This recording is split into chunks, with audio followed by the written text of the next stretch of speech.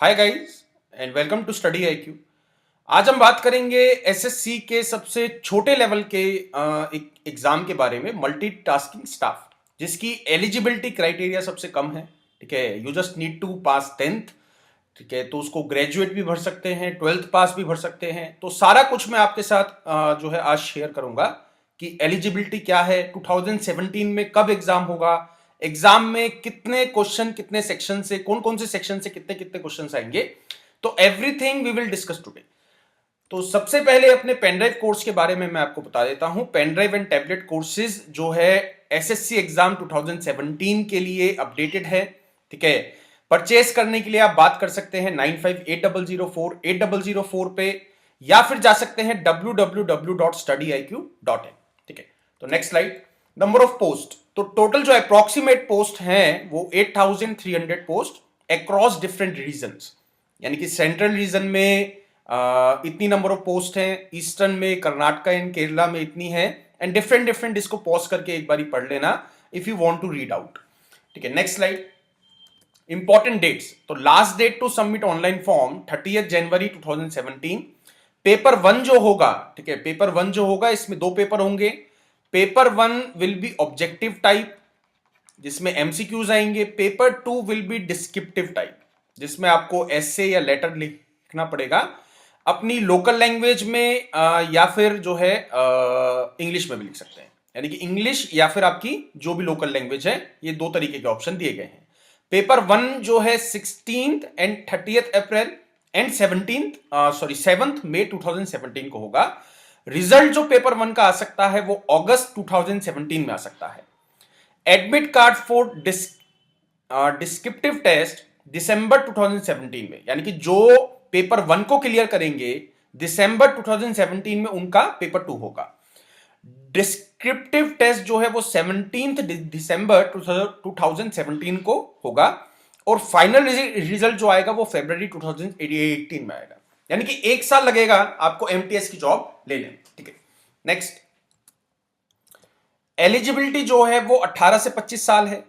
Education जो है, now this is important भी, एजुकेशन जो है वो 10th पास है। मतलब this is one of the lowest examination in the assessee and banking combined. ठीक है, तो मैं कहूंगा जितने भी गवर्नमेंट पेपर होते हैं उसमें सबसे कम एजुकेशन क्राइटेरिया जो है वो एमटीएस में है।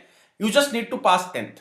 ठीक है, तो मेरे हिसाब से सबने ही 10th पास कर रखी है, और ये फॉर्म सबको भरना है। ठीक है, फॉर्म सबको भरना है, चाहे आप ज्वाइन करो या मत करो, बट एक एसएससी एग्जाम का अगर आपको एक फील लेना है कि किस टाइप के क्वेश्चन आते हैं, किस टाइप का पेपर होता है, तो मतलब सारे ही एसएससी एग्जाम में मोर और लेस डिफिकल्टी लेवल जो है वो बराबर रहता है। किसी में कंपटीशन हाई रहता है, किसी में कम रहता है। दैट्स द ओनली डिफरेंस जो पेपर को इजी या हार्ड बनाता है। क्वेश्चंस जो है वो बराबर रहते हैं, 19-20 का फर्क रहता है। एमटीएस का क्वेश्चन कंबाइंड ग्रेजुएशन लेवल जो है टीयर 1 में भी आ चुका है, इवन टीयर 2 में भी आ चुका है।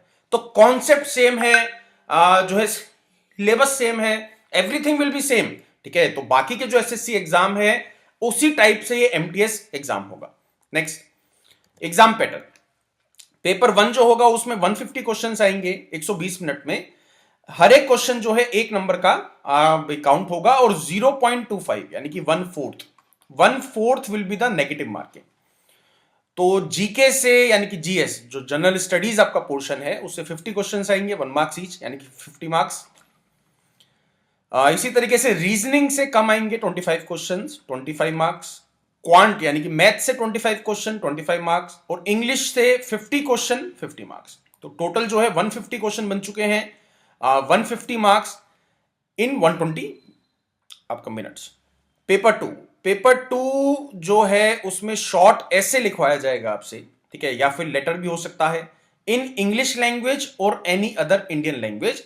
ये 50 नंबर का होगा, 50 नंबर का होगा, और 30 मिनट का आपको टाइम दिया जाएगा। ठीक है, तो टोटल जो है पेपर 1 और पेपर 2 को मिला के, ठीक है, पेपर 1 और पेपर 2 को मिला के 200 मार्क्स बन चुके हैं। 200 मार्क्स बन चुके हैं, मतलब दोनों पेपर को मिलाने के बाद 200 मार्क्स में से कट ऑफ निकलेगी। ठीक है, नेक्स्ट देखते।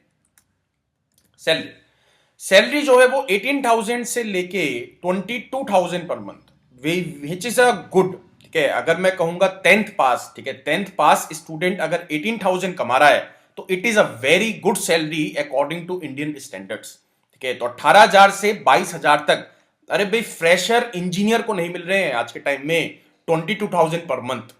ठीक है, तो डोंट टेक इट एज कि सबसे छोटा एग्जाम है या मेरे को नहीं देना है। ठीक है, जस्ट मतलब इस तरीके से अपना माइंडसेट बनाओ कि एक बार कहीं ना कहीं तो जॉब लगे ना। जो अनएम्प्लॉयड स्टूडेंट्स हैं, जो कहीं पे नौकरी नहीं कर रहे हैं, कहीं पे जॉब नहीं कर रहे हैं, वो इस एग्जाम को जरूर देना। ठीक है, it is better to have something than nothing. मतलब कुछ भी ना होने से कुछ भी मिल जाए वो अच्छा है। 22,000 per month is not a very bad amount. ठीक है, पर मंथ। तो यहां पे आपको टारगेट जरूर करना है ये वाला एग्जाम। ठीक है, देना जरूर है। मतलब ऐसा नहीं है कि पूरी जिंदगी आपको यही मतलब इसी जॉब प्रोफाइल में रहना है। ठीक है, एक बार ही ज्वाइन करो, फिर उसके बाद बाकी के एग्जाम जो जो आपका निकलता रहे, फिर उसको इसको यहां से रिजाइन करके उसको ज्वाइन कर लो। Now this is a important, ठीक है, this is a important job profile. Now यहां पे काफी स्टूडेंट्स को डाउट रहता है, सर एमटीएस काम क्या करेगा। तो बेसिकली जो ऑफिस बॉय रहता है, ठीक है, टू बी वेरी फ्रैंक, जो ऑफिस बॉय रहता है उस टाइप का आपका काम रहेगा। ठीक है, यानी कि physical maintenance of record files of the section you are posted. तो यहां पे भाई एक डिपार्टमेंट से दूसरे डिपार्टमेंट में फाइल लेके जानी है। ठीक है, गेट पे खड़ा होना है। मतलब हर तरीके के काम जो भी सीनियर आपसे कहेगा। ठीक है, बिकॉज इसका जॉब का नाम ही क्या है, मल्टीटास्किंग स्टाफ। ठीक है, तो सारे ही काम करने पड़ेंगे जो भी सीनियर आपसे बोलेगा। ठीक है, तो इसमें ऐसा नहीं है कि आप कोई फिक्स जॉब रहेगी आपकी। ठीक है, बेसिकली यू कैन से, मैंने एक वर्ड में आपको डिफाइन कर दिया है, ऑफिस बॉय। तो जैसा मैंने आपसे कहा, ठीक है, कि मतलब 10th पास स्टूडेंट को अगर ये सब काम करने के 22,000 रुपीज मिल रहे हैं, ठीक है, तो आई डोंट थिंक कि it is a very bad profile. But एक बार आप ज्वाइन कर सकते हो, फिर जॉब चेंज करने का सोच सकते हो। First you need to have something. ठीक है, तो एग्जाम आपको सारे देने हैं, जितने भी एसएससी के एग्जाम, आप मैक्सिमम एसएससी के एग्जाम भाई दे सकते हो। जिनकी भी एलिजिबिलिटी क्राइटेरिया आप भी सेटिस्फाई करते हो, वो सारे एग्जाम आपको देने हैं, उनमें अपियर होना है। एक आइडिया मिलता है, जितने जितने ज्यादा से ज्यादा पे एग्जाम दोगे, उतना ही आपको आइडिया मिलेगा कि एसएससी एग्जाम क्या है, किस लेवल के क्वेश्चंस आते हैं। Because level will be same. SSC combined graduation level का भाई पेपर हुआ, या एसएससी एमटीएस का पेपर हुआ, या अरे एसएससी का कंबाइंड हायर सेकेंडरी लेवल का एग्जाम हुआ, तो सब में मोर और लेस जो क्वेश्चंस का लेवल रहेगा वो सेम टू सेम रहेगा। ठीक है, तो डेट्स ऑल। ये मैंने थोड़ा सा आपको ब्रीफ आइडिया दिया है। ठीक है, तो एक चीज ध्यान रखना, 30th January will be the last date. तो फॉर्म भरना मत भूलना। जो अनएम्प्लॉयड स्टूडेंट्स हैं, अगर आप जो है इंजीनियर हो या एमबीए हो, कहीं अच्छी जगह पे अरे आपकी प्राइवेट सेक्टर में जॉब है, तो मैं ऐसा नहीं कह रहा हूं कि आपको प्राइवेट सेक्टर में जॉब छोड़ के ये एग्जाम देना है या एमटीएस के अंदर आना है। It is not like that. ठीक है, जहां आप नौकरी कर रहे हो वो चीज ठीक है, जो अनएम्प्लॉयड है उनको ये एग्जाम जरूर देना है।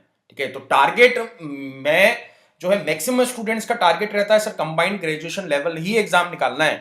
ठीक है, but you should need to have a backup option. ठीक है, कि बाई चांस अगर नहीं निकला, उसमें कंपटीशन ज्यादा है, ठीक है, उसमें मतलब तो कहीं ना कहीं एक बैकअप ऑप्शन रख के चलो, एक प्लान बी जो है रख के चलो। हाँ भी ये एग्जाम नहीं निकला तो इसके थ्रू मैं जॉब ले लूंगा। फाइन। तो all the best for your exams and thank you.